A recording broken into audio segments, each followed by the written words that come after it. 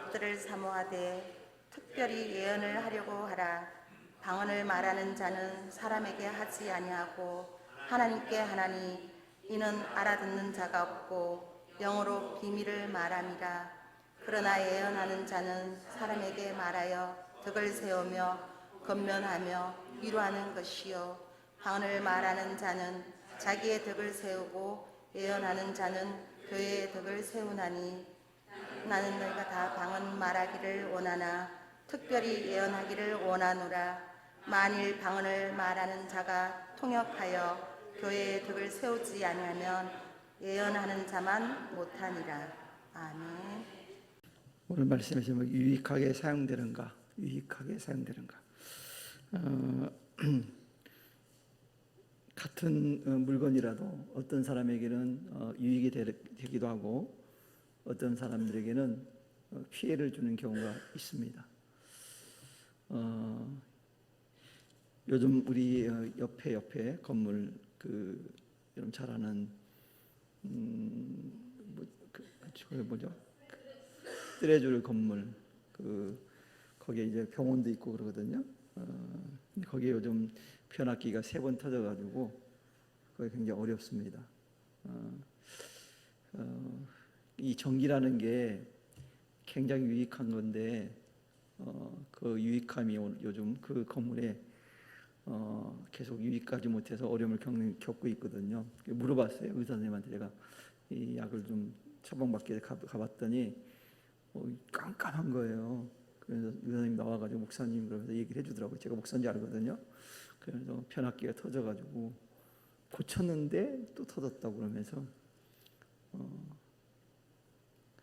그 약국에 가서 이 얘기를 해보려는 거예요. 그래서 얘기했더니 외상으로 나가면 안 되는데 그다음에 해두셔가지고 제가 약을 처방받아 왔었는데 그래서 바로 복구가 되고 나서 처방전을 받았던 그런 기억이 납니다. 근데 지난번에 갑자기 팡 소리가 났었어요. 그게 아마 변압기 터지는 소리였던 것 같아요. 그래서 지금 뜨레줄 같은 경우는 그 발전기 차를 가지고 와서 장사를 하더라고요. 참 안타까워요. 그러면서 제가 그런 생각이 드는 거예요. 이 내과잖아요. 거기 이렇게 내시경도 하고 막 그러거든요. 갑자기 전기 나가면 어떡하냐. 제가 하지도 않는데 걱정이 되더라고요. 그래서 유익한 건데 때로는 우리에게 그 유익함이 해를 끼치는 경우가 있더라고요. 그런 경우가 이제 해가 되고 있잖아요. 참 안타깝더라고요. 오늘날 사람들의 최대 관심사가 뭘까요? 최대 관심사 사람들의 주 관심, 최대보다는 주 관심사가 뭘까요? 주 관심사. 어떻게 하면 많이 벌까? 그 아이들에 물어보면 아이들이 돈에 대해 굉장히 많이 관심이 많습니다. 부모들이 분명히 얘기 안 했을 텐데 애들이 그거에 관심이 많을까? 물론 부모가 얘기하는 사람도 있겠지만 이 돈에 관심이 많은 것 같아요. 저희 집에 둘째가 저를 닮아가지고 돈에 관심이 없습니다. 그래서 걔네 집 가면 이렇게 돈이 막 돌아다녀요.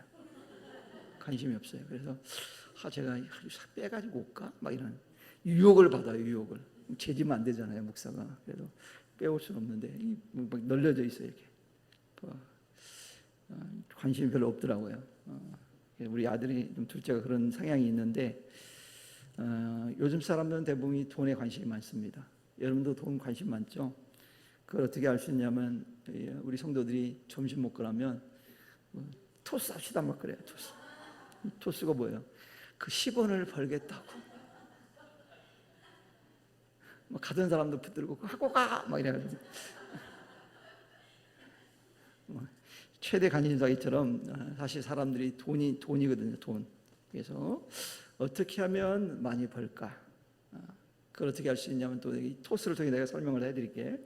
이 보너스 점수가 있어요. 그래서 2원, 3원, 5원, 10원, 20원 이렇게 누르면 나오거든요. 그래서 뭐 20원 받으면 되게 행복해. 눌러가지고 제가 3번을 받았어요. 3번 행복했어요. 그래서 거기 관심이 많더라고요, 사람들. 물론 재미로 하는 거지만 우리들의 인간의 일면을 보여준 모습이라고 볼 수 있거든요. 그래서 많이 받았을 때 좋잖아요. 이혼 찍으면 사람들이 막 이혼밖에 안 됐어요 이거는요. 근데 이 10원만 받아도 막 행복해하고, 그래서 야 조그만 것에 우리가 행복을 느끼는 거 참 감사하다.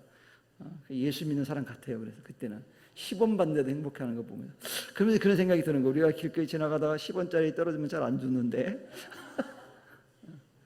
아무튼 재미삼아 하는데 그걸 보면 제가 많은 걸 배웁니다. 그래서 이 많이 벌고 많이 가질 수 있느냐 하는 것이 요즘 사람들의 주 관심사거든요.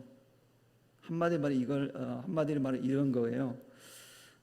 이익을 남기는 거, 사람들이 이익이 되느냐 안 되는가에 대해서 집중한다는 거예요. 사람과의 관계도 그래요. 저 사람을 만나면 내가 이익이 될 것인가 안 될 것인가를 먼저 생각하고 만나는 사람들이 있어요. 물론 우리 부평성산교회 성도님들은 없어요. 왜냐하면 이혼받고도 행복하는 거 보면 그런 게 없어.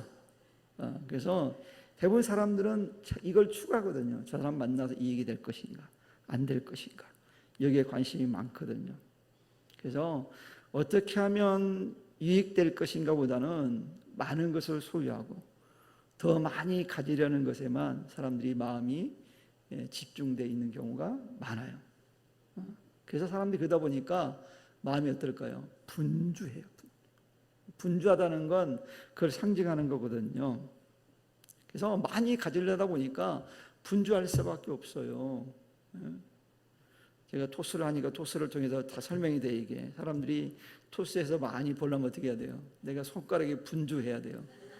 많이 찾아가고 누르고 해야만이 많이 벌거든요. 그러니까 분주해지는 거예요, 많이 얻으려면. 근데 이러한 생각들이 세상 속에만 있는 게 아니라 교회 안에도 침투해 들어오고 있다라는 거예요. 이게 문제예요.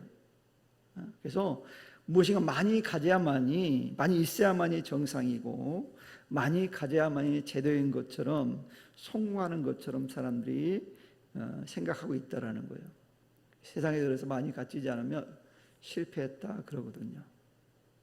목사님들이 만나면 그런 얘기합니다. 목회에 성공했느냐 안 했느냐 뭐 이런 얘기를 해요. 사실 성경적인 목회의 성공 여부는 뭘까요? 대답하기 어렵죠. 답이 있어요. 목회의 성공 여부는 그 교회에서 한 영혼이라도 제대로 신앙교육을 받아서 그가 구원받은 사람들이 있느냐 없느냐 이거예요. 구원받은 사람이 있으면 성공한 거예요. 숫자의 많고 적음이 목회의 성공 기준이 아니에요. 그건 세상적인 방식이에요.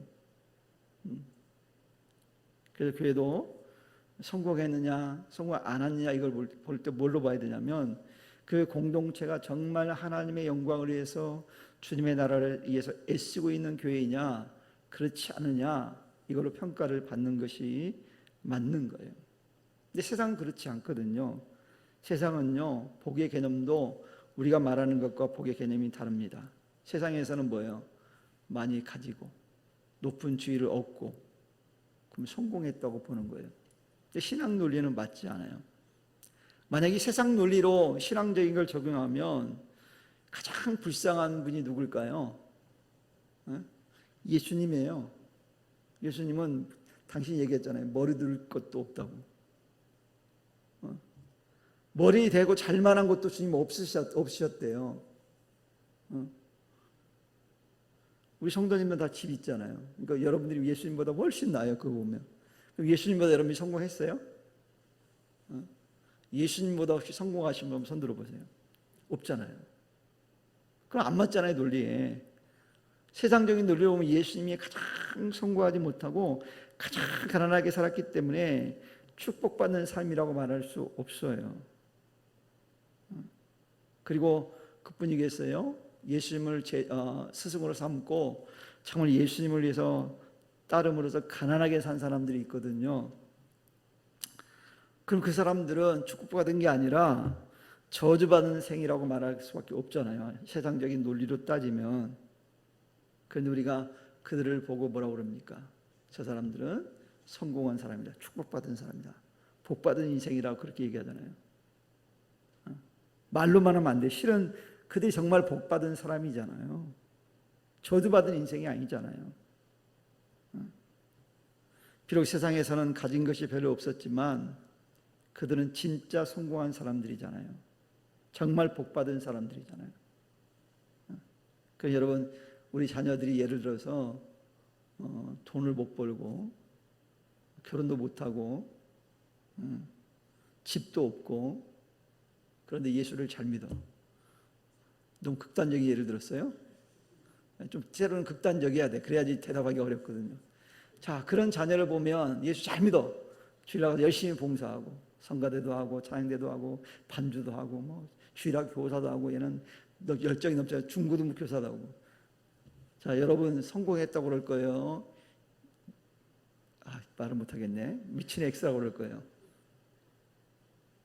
우리가 기도는 그렇게 하지만 만약 그렇게 살면 우리가 그 아이를 보면서 야, 너는 정말 복받은 인생이다 라고 하기가 참 어렵잖아요. 목사님 저도 그럴 것 같아요. 우리 아들들이 그렇게 살면 머리로는 저게 진짜 복받은 거지 라고 말하면서도 야, 너 복받은 인생이다 라고 말하기 쉽지 않을 것 같아요. 그렇잖아요. 그런데 정확하게 엄밀하게 따지면 그런 인생이 정말 복 있는 인생이잖아요. 축복받은 인생이잖아요. 하나님이 설마 그렇게 살게 하겠어요? 열심히 이렇게 하는데. 그런데 아무튼 온리 하나님께 헌신하는 사람이 정말 복 있는 사람이잖아요. 여러분, 오늘 특별히 바울이 오늘 말씀을 시작하면서 이런 말씀을 합니다. 뭐라고 얘기하냐면 사랑을 추구하며 신령한 것을 사모하되 특별히 예언을 하라 이렇게 얘기하거든요. 여러분, 이 말씀을 보면 이 바울이 지금 성도들에게 우리들에게 하고 싶은 얘기가 뭔가 하는 것을 깨달을 수 있어요. 그 뭐냐면 고린도 교회가 은사가 굉장히 많았잖아요. 근데 고린도 교회 편지하면서 바울이 강조한 게 뭐예요? 은사와 더불어 강조한 게 뭐냐면 사랑이거든요. 사랑이 없으면 아무것도 아니다라는 것을 강조한 게 고린도 교회 편지한 내용이거든요. 그러니까 은사는 사랑이 배제된 은사는 아름답지 않은 거예요. 즉 그 얘기는 뭐냐면 이 은사라는 것은 사랑이라고 하는 관점에서 보고 접근해야 된다는 걸 강조하기 위해서 이 말씀을 한 거예요. 사랑이 들어가 있지 않은 은사는 무의미하다라고 하는 거예요. 여러분, 그런 분들이 있거든요. 은사는 많이 받았다고 하는데 사랑이 전혀 없는 사람들이 있어요. 그럼 그 진짜 은사가 아니라는 거예요. 사랑은 늘 무엇인가 다 관련되어 있거든, 신앙생활에는. 그래서 바울이 본문에서 성도들이 받은 그 은사에 대한 이야기로 오늘 말씀을 시작해요. 그리고 개인적인 영적 생활을 말하는 것이 아니라 오늘날로 말하면 교회 안에서 즉 공적인 신앙 공동체 안에서 받은 은사를 어떻게 우리가 사용해야 될 것인가, 이걸 바울이 얘기를 하고 있거든요. 특별히 당시 고린도 교회 성도들은 뭘 굉장히 중요하게 하겠냐면 많은 은사가 있었지만 방언의 은사를 대단한 것으로 생각을 했어요. 최고라고 생각했어요, 그게. 그래서 이 방언의 은사를 받은 성도들이 이 공적인 모임에서도 이 방언을 막 한 거예요. 그러면서 같은 성도, 교회 안의 성도들 가운데 내가 너희보다 신앙적인 면에서 우월하다 라는 걸 막 드러낸 거예요. 그러니까 성도들이 상처를 받을까 안 받을까요? 받아요. 성도라고 해서 예수 믿는다고 상처 안 받는 게 아니에요. 목사도 상처 받는데. 여러분이 저를 막 뒤에 뒷담화하고 욕하면 제가 상처 받겠어요, 안 받겠어요? 안 받을 것 같잖아요. 생김새는. 근데 받아요. 목사도 받아요. 그러면 권사님들은 안 받을까요? 권사님 됐는데 권사님인데 어떻게 상처를 받아요? 안 받아요. 안 받지 않아요? 권사님도 받고요. 장로님, 안수집사님들 안 받을까요? 다 받아요. 그래서 교회는 사랑이 굉장히 그래 중요한 거예요. 신앙 공동체는.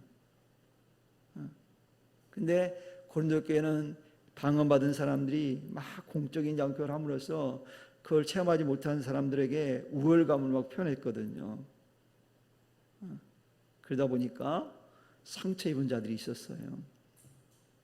그래서 바울이 그 얘기를 하는 거예요. 공적인 모임에서는 알아들을 수 있는 말을 해라. 못 알아듣는 건 너 혼자 있을 때 해. 하나님하고 둘이 있을 때 해. 그 얘기를 하는 거예요. 그래서 바울이 방언보다는 예언하기를 간절히 사모하라고 권면합니다. 예언 그러니까 여러분들이 막 미래를 맞추고 그거 아니에요. 착각하면 안 돼요. 예언하려니까 뭐 미래를 막 맞추고 이게 예언 아니에요. 여기서 말하는 예언은 뭐냐면 성경을 해석하고 전하는 걸 말하는 거예요. 그러니까 말씀을 전하는 걸 말하는 거예요. 이 말씀을 전할 때는 뭐 못 알아듣는 말로 해야 돼요? 아니면 알아듣는 말로 해야 돼요? 알아듣는 말로 해야죠. 그래서 그 얘기를 바울이 하고 있는 거예요. 그래서 예언하기를 더 좋아하라는 거예요. 말씀을 가르치고 전하고 이걸 더 좋아하라는 거예요. 특별히 바울은 12장에서 많은 은사들을 얘기했었거든요. 그런데 그 가운데서 당시 가장 관심거리였던 방언과 예언의 은사를 뽑아서 설명을 하고 있는 거예요. 왜? 교회에서 이게 굉장히 문제가 됐거든요. 그래서 특별히 이 방언과 예언은 다른 것과 다르게 뭐와 관련이 있어요? 말과 관련이 있거든요. 말. 그래서 이 두 가지를 딱 얘기하는 거예요. 왜냐하면 우리가 말로 상처받는 게 굉장히 많거든요. 그죠? 말로 상처받는 거 많잖아요. 똑같은 말을 해도 그래서 잘해야 됩니다. 칭찬을 할 때도 제대로 칭찬해야지 막 돌려서 막 부정적으로 칭찬하면 상처받아요. 그러니까 칭찬을 하려면 긍정적으로 칭찬을 해야 됩니다. 근데 어떤 사람들은 꼭 칭찬을 이상하게 하는 분들이 있어요. 막 기분 나쁘게 칭찬하는 사람들이 있어요. 이왕할 바에 어때요? 기분 좋게 칭찬하시기를 바랍니다. 그래서 이 말과 관련되어 있기 때문에 중요하기 때문에 이 얘기를 한 거예요. 그래서 특별히 예언의 은사는요, 말씀을 전하는 은사는 공동체 안에 드는 사람들을 하여금 지속적으로 영향을 줄 수 있는 게 이 예언이거든요. 그래서 바울이 예언하기를 추구하라고 권면을 하는 거예요.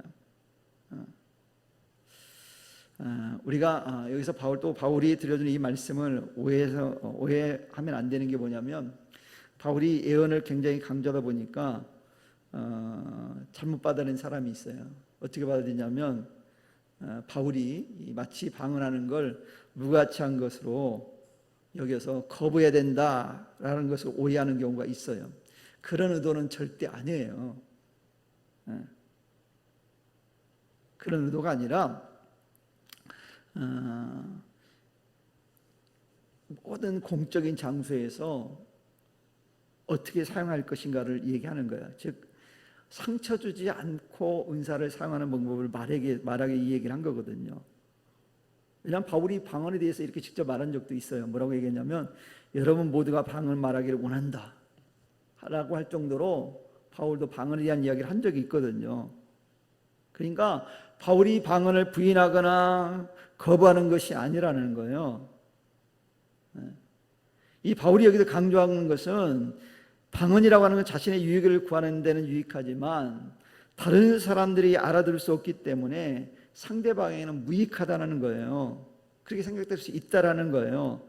그래서 공적인 장소에서 해서는 안 된다는 거예요. 예를 들어서 이렇게 예를 들면 쉽게 이해가 갈 거예요. 대표기도 하는데 여기 나와가지고 막 방언으로 대표기도 하면 돼요, 안 돼요? 안 되잖아요. 아무도 못 알아듣는데 자기만 알지 누가 알아들어요? 심지어는 방언은요, 통변의 은사가 없으면 자기도 못 알아들어. 누구만 알아들어요? 하나님만 알아들으시죠. 하나님만. 그러니까 하나님하고 할 때는 괜찮다라는 거예요.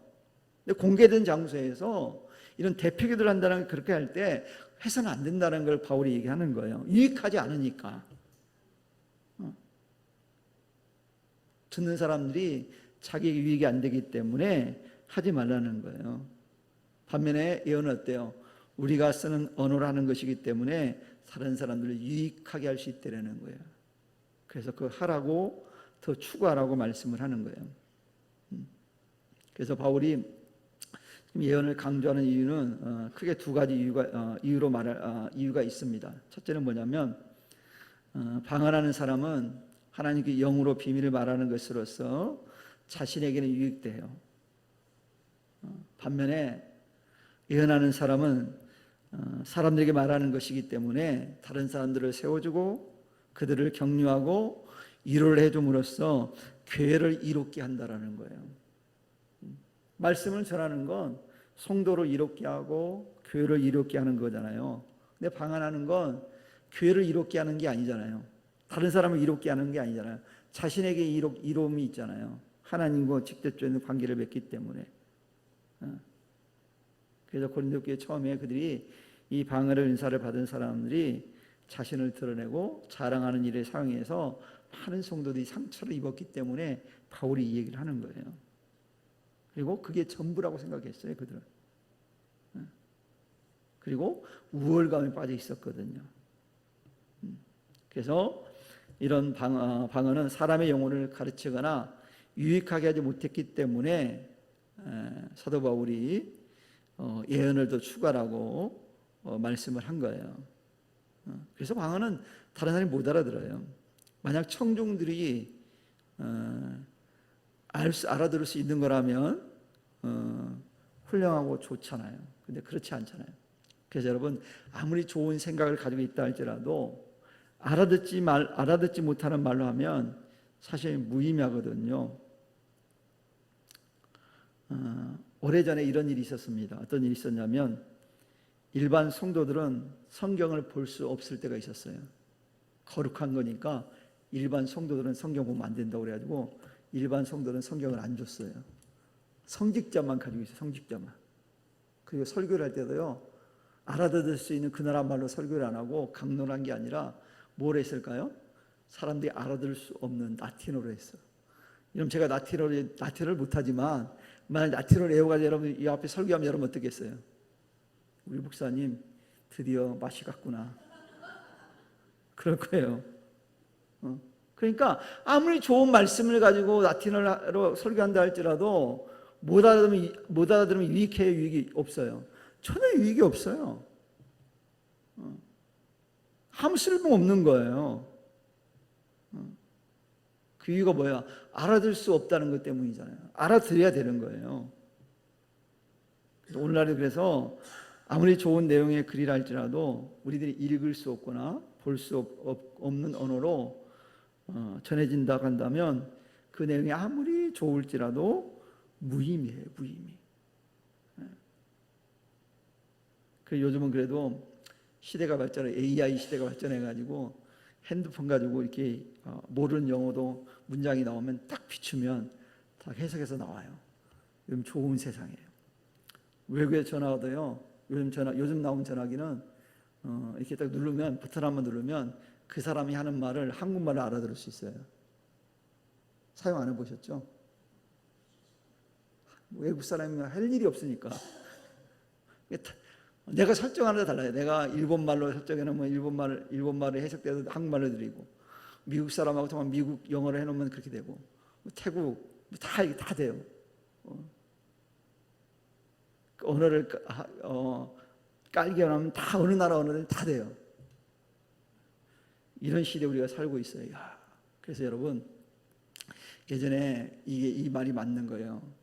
창세기 11장을 보면 바벨탑 사건이 있었잖아요. 언어가 갈라졌잖아요. 그러니까 언어가 갈라졌다는 말이 입증이 되는 거예요. 오늘날 다시 언어가 어떻게 돼요? 합쳐지잖아요. 동시통역도 돼요. 이게 켜놓으면 막 누가 외국 사람이 말하면 다 들린다니까 나한테요. 그리고 오순절날 성령님 있을 때 막 다른 말로 하는데 사람들이 자기들만으로 다 들었다고 그랬어요. 동시통역이 된 거예요. 성령이 역사하니까. 우리가 그런 시대에 우리가 살고 있거든요. 좀 더 지나면 아마 여러분들이 외국어 배울 필요가 없을 것 같아요. 지금도 그런데 우리 불편함은 있죠. 아직까지는 잡음이 들어가고 그러면 잘 안 되긴 해요. 아무튼 그래도 아주 좋아졌습니다. 그래서 아무리 좋은 걸 할지라도, 좋은 말을 할지라도 못 알아들으면 소용이 없어요. 그래서 바울이 방언보다는 그래서 예언, 즉 성경을 해석하고 전하는 일을 하라고 권고하고 있는 거예요. 왜요? 예언은 듣는 사람으로 유익하게 하기 때문에 그래요. 그래서 성경을 해석해서 전하는 것은 듣는 사람들을 유익하게 하잖아요. 그대의 교훈을 주고 또 위로의 말씀도 주고 또 소망의 말씀을 주기 때문에 힘이 되거든요. 그래서 우리도 믿는 성도들은 사람들을 유익하게 하는 일에 쓰임 받아야 돼요. 오늘 마리아 주간을 하는데, 제일 마리아 주간인데, 이 제일 마리아가 비록 우리 교회에서 소수지만, 따져보면 소수도 아니에요. 이거 따져보면 또 있어요. 많이 찾아보면 곳곳에. 여러분들이 이 마리아가 어떤 마리아가 됐으면 좋겠어요? 다른 기관에 유익을 줄 수 있는 마리아, 제일 마리아가 되기를 축원합니다. 좀 유익을 주세요. 저한테도 좀 주세요. 유익을 줘야 돼요.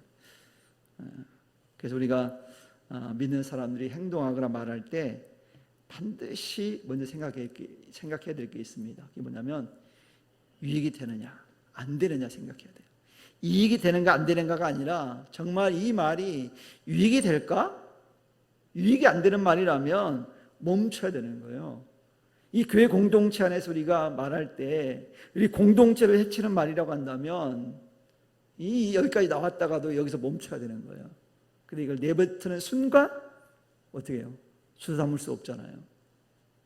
그러니까 우리가 참 조심해야 돼요. 물론 우리 교회 성도님들은 그런 사람이 없다고 믿습니다. 아멘을 안 하시네. 있어요? 없기를 축원합니다. 그럼 없어야 돼요. 그러니까 이게 안 되는 건 안 하는 게 좋아요. 유익하지 않는데 왜 해요? 하면 손해인데.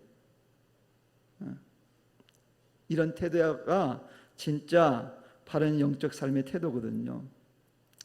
여러분 베드로와 요한이요 자신의 복음을 전하는 것이 누구를 위한 것인가 하는 것을 늘 생각을 했어요. 그래서 붙들려 가서도요 그들이 막 위협했을 때도 그들은 얘기하거든요. 너희 생각해 보라는 거예요. 내가 하나님 말씀 듣는 게 옳은지 너희 말 듣는 게 옳은지, 너희 말 듣는 게 유익한지 하나님 말씀 듣는 것이 유익한지 너희들이 한번 판단해봐 이 얘기예요. 내가 하는 말이 타인에게 유익이 되는가 안 되는가 이걸 따져봐라는 거예요. 그 유익이 안 되면 나만 가지고 있는 게 편해요. 어떤 분들이 가까운 이렇게 얘기합니다. 목사님만 알고 계세요? 나중에 보면 나만 알고 있는 게 아니라 다 알아. 다 알아. 나한테만 그렇게 얘기한 거야. 나는 막 이 의리를 지킨다고 얘기 안 했는데 나중에 보면 다 알고 있어. 바보가 되는 경우가 있어요. 제발 그렇게 하지 마시고. 이런 일이 많아요. 보면 친구들 관계에서도 그래요. 야, 내가 너한테만 얘기하는데 절대 얘기하지 마. 나중에 다 알고 있더라니까요. 지난번에 어떤 목사님이 나한테, 우리 지방의 목사님인데 목사님만 알고 계세요. 나한테 얘기해요. 나 나중에 쿠사레 먹었어요. 인천 지방의 사람들한테. 왜 목사님만 알고 얘기를 안 했냐고. 나는 그 목사님이 제발 목사님만 알고 얘기하지 말아달라고 약속을 지켰는데 다 알더라니까. 그래 전화가 왔어요. 목사님 알고 있었다면서요. 그런데요. 그랬더니 왜 얘기 안 해줬냐고. 나만 혼났어요. 그래서 이게 왜냐면 뭐 본인이 부탁할 때는 이익이 안 되니까 하지 말라고 했던 건지 알고 저는 얘기를 안 한 건데 그런 경우가 있더라고요. 근데 우리는 늘 그런 생각을 품어야 돼요. 그리고 우리가 삶을 살아가는 데 있어도 마찬가지예요. 이 유익이 될 것인가 안 될 것인가 이걸 딱 생각하면 바로 깨달을 수가 있습니다. 그럼 여러분 은사 가운데 최고의 은사가 뭘까요? 우리에게 유익되는 은사가 뭘까요? 다른 사람들에게 유익이 되는 은사가 뭘까요? 오늘 바울이 얘기하잖아요. 바로 예언이라고 얘기했잖아요. 예언이래, 예언. 성경을 풀어서 전해주는 거. 왜? 이거 하나님의 말씀이잖아요. 그러니까 이 하나님의 말씀은 그 누구에게도 유익이 되는 거라는 거예요. 그래서 바울이 예언을 추가하라고 이렇게 얘기하는 거예요. 강조하는 거예요. 유익한 거니까. 그 많이 하면 할수록 좋은 거. 하나님의 말씀이 많이 들려지면 들릴수록 이건 좋은 거잖아요. 그러니까 자녀들에게도 신명에서 분명히 말씀하잖아요. 앉아있을 때, 누워있을 때, 걸어갈 때든지 잠잘 때든 늘 강론하라고 그러잖아요. 강론. 왜 그렇게 하라고 했을까요? 좋은 거니까, 유익되니까 하라는 거예요. 유익하지 않으면 하나님은 절대 하라고 말씀하지 않아요. 유익한 거기 때문에 하나님이 계속 얘기하시는 거예요. 오늘 특별히 사도 바울이 5절에서 이런 말씀을 하거든요. 나는 너희가 다 방언 말하기를 원하나 특별히 예언하기를 원하라고 그랬어요. 특별히라고 강조하잖아요. 딱 찍어서 얘기한 거예요. 특별히 예언하기를 원한다. 그러면서 만일 방언을 말하는 자가 통역하여 교회의 덕을 세우지 아니하면 예언한 자만 못하니라 그랬어요. 그러니까 알아듣지 못하는 말로 하는 건 그게 아무리 좋은 거라 할지라도 유익하게 할 수 없다라는 거예요. 알아들어야 된다는 거예요. 그래서 우리는 무엇보다도 사람들을 유익하게 하는 그런 은사를 사용할 수 있는 그런 성도 되기를 바랍니다. 그리고 우리가 기억해야 될 것은 후한 마음이 사람들을 위대하게 만든다는 사실을 알아야 돼요. 성경이 우리에게 전한 말씀 가운데 복된 말씀이 뭐냐면 주님이 말씀하셨는데 주는 것이 뭐요? 받는 것보다 복되다 그렇게 얘기했어요. 요걸 또 이렇게 물론 주는 게 복되지만 받는 것도 해야 된다는 말도 포함되어 있는 거예요. 받을 때도 잘 받아야 됩니다. 어떤 사람은 주면 그냥 막 싫다고 막 그래. 그러다가 나 진짜 안 주면 뒤에서 삐져. 그런 사람 있어요. 진짜 주지 말라고 해서 안 주는데 왜 삐지냐고요. 그럼 차라리 그때 나는 요만큼만 필요하니까 요만큼만 주세요. 이게 훨씬 나아요. 우리 성도들은 다 그렇게 하시기 바랍니다. 교회에서 뭐 준다고 그러면 목사님이 싫어요. 그러지 마 제발. 안 줄 거예요. 진짜 나는 싫다고 그러면. 그 나중에 뒤에 가서 우리 목사님 치사하게 안 줬다고 그러지 말라고요. 나는 목사님 반이는 필요 없고요. 3개만 주세요. 이러면 3개 가져가면 되잖아요. 그게 훨씬 더 은혜롭잖아요. 또 어떤 사람은 굳이 쓰지도 않을 거면서 많이 가져가는 사람이 있어요. 이것도 안 돼. 다 버리려고 가져가지 마. 그렇잖아요. 우리는 그래서 필요한 것만 가져갑니다. 왜냐하면 우리 집에 잘 안 먹으면 알아요. 우리 자주 교회 나오신 분들은 우리가 목사님 가져가시라고 하면 싫어요. 그래요. 그럼 진짜 집에 가서 욕 안 해. 아우 권사님 나한테 안 줬어. 안 삐져요. 저희는. 왜? 저희는 안 먹으니까 그거 안 삐진다고요. 그러니까 저는 진실로 말하는 거예요. 진실로. 이 진실로 말해야 돼요. 그러니까 우리는 사람이기 때문에 그 사람을 잘 못 알아쳐요. 말로 말하면 직접적으로 말해주지 않으면 못 알아들어요. 어떤 분이 그러더라고요. 우리 교회는 아닌데 목사님 말이야 나 요즘 되게 어려운데 알아주지도 않고 기도도 안 해줘. 그래. 어떻게 알아? 얘기도 안 했는데 어려운지. 그렇잖아요. 찾아와가지고 전화라든가 문자를 보내드는가 아니면 찾아와가지고 목사님이 여차저차해서 어려움이 있으니까 기도해 주세요. 그러면 알잖아요. 근데 그 얘기 안 해. 그래놓고 나중에 우리 목사님이 날 몰라줘가지고 막 삐지는 사람도 있어요. 우리 교회 말고 저쪽 동네 그런 사람이 있대. 그러면 안 됩니다. 이 얘기를 해야 돼요. 제가 신이 아니잖아요. 우리 주님은 알아요. 근데 우리는 모르잖아요. 또 그 애매한 또 뭐 전사님, 부목사님들을 막 쥐잡듯이 하지 마세요. 모른다고. 얘기를 해야지 알지. 그리고 부탁할 때는 잘하는데 해결되고 나면 얘기 안 하는 게 우리 또 습관이에요. 저도 그렇게 기분 나쁘지 않습니다. 해결됐다는데 뭐 감사하지 뭐. 아무튼 우리는 좀 후회해야 돼. 그래서 우리 주님께서 얼마나 후하신지 우리들의 유익을 위해서 기꺼이 자기가 어떻게 됐어요? 한목제물이 되어주셨잖아요.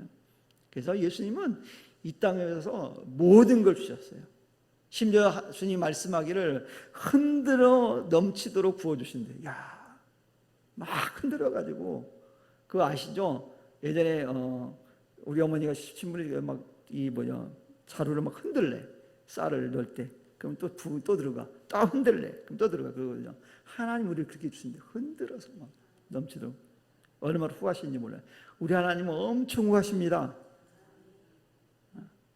우리 하나님 째짠 분이 아니에요. 그래서 예수님은 자기 생명까지도 그래 내어주신 거죠. 그래서 철저하게 우리 주님은 인간의 유익을 위해서 죄인된 우리들을 유익하게 하기 위해서 자기 몸을 기꺼이 주신 분이잖아요. 이 엄청난 위대하신 사랑을 받은 사람이 누구예요? 바로 우리예요.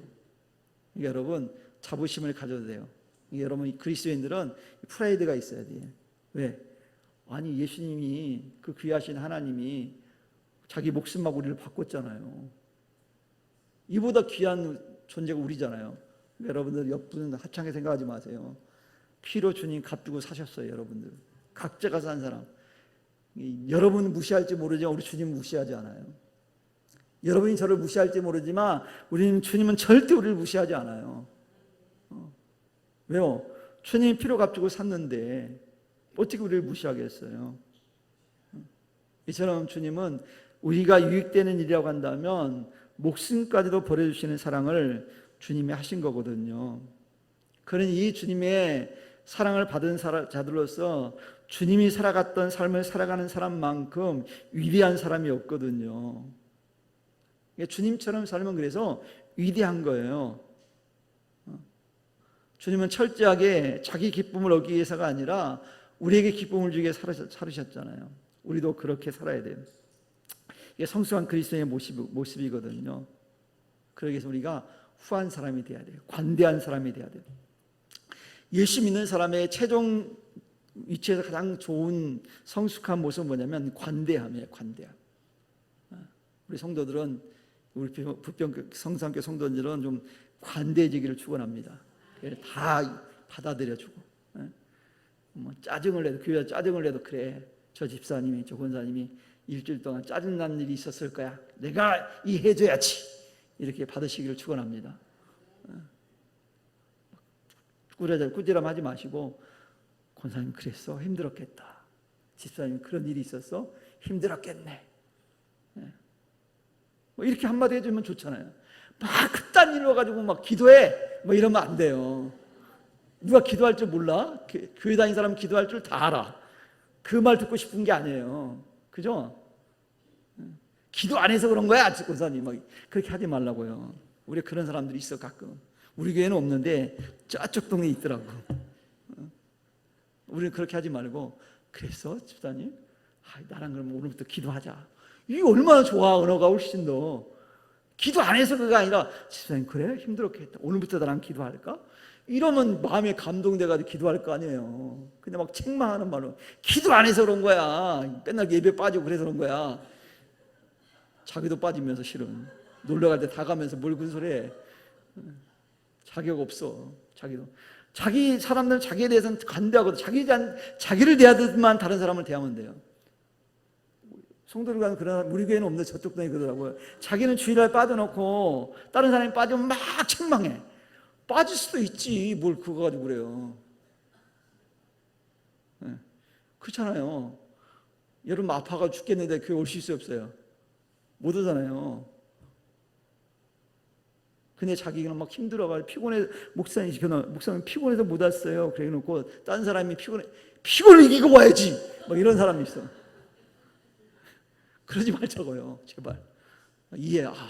그러셨구나. 그런 일이 있었네. 제가 기도할게요. 그 얼마나 기분 좋게 그럼 더 열심히 할 거예요. 그래서 우리 서로를 유익된 말을 좀 했으면 좋겠어요. 네, 알았죠? 우리 다 할 수 있는 능력이 있어요. 예수 믿고 나면.